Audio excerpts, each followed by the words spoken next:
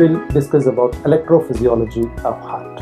When it attains minus 60 millivolts, there is a sudden increase or depolarization. We call it as depolarization.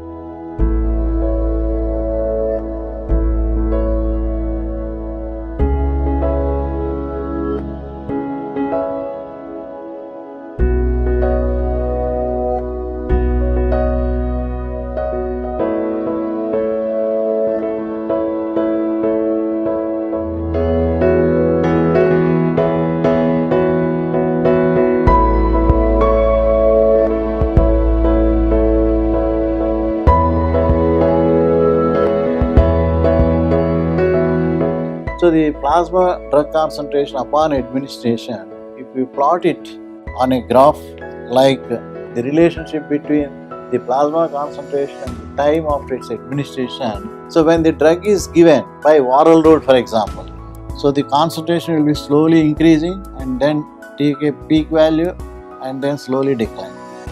This is a typical blood level curve. Call it as the blood level curve. Typical blood level curve. So that means at 0 time there will be no drug in the plasma, and as the time progresses, slowly the concentration will increase. That is because the drug from the dosage form administered will be releasing and then crossing the biological barriers and entering into the blood, and it continues. And as soon as the drug enters into the blood, the system will try to eliminate, and hence in the initial times there are two processes. One is the absorption process and the other is the elimination process. Drug is eliminated from the system. But here the absorption rate is much higher than the elimination rate. With the result, there is an increase in the concentration of the drug, gradually increases and reaches a peak value, and then after this peak value, the rate of absorption will be less than the rate of excretion. That is, excretion rate is becoming more and more. With the result, there is a decline in the amount in the concentration of the drug from the body, and that is represented by the decline. Slowly it will be declining. This process is called the elimination process or removal process. This continues until the drug is totally eliminated from the system.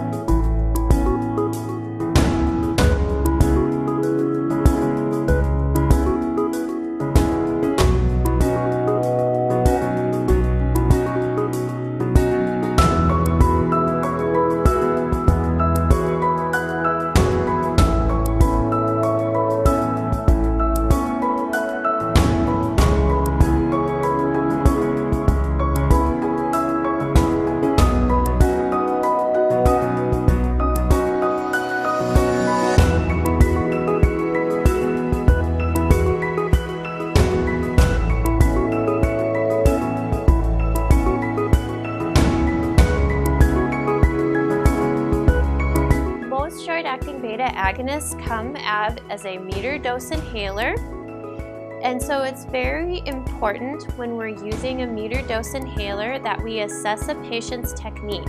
Breathing with these devices is extremely important.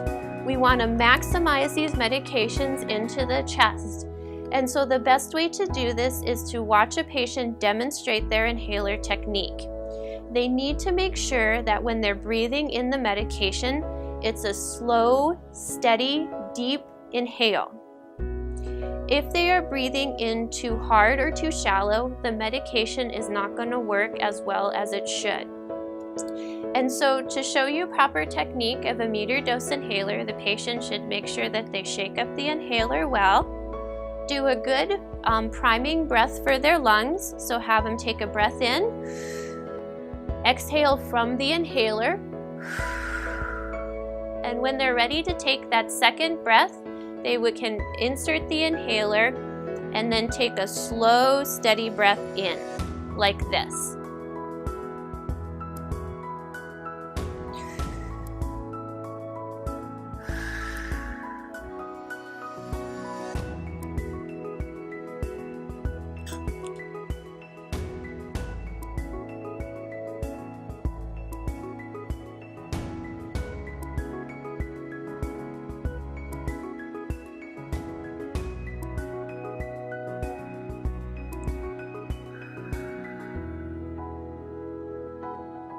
They should hold their breath for as long as comfortable and possible, but at the minimum, they should count for 10 seconds and then exhale slowly, because the longer we can retain the medication in the lungs, the better that medication is going to work for the patient. Now let's go ahead and just see how it works with a holding chamber device. What a holding chamber is this is a prescription medical product that helps to minimize side effects with metered dose inhalers while preventing optimum inspiration with the inhaler.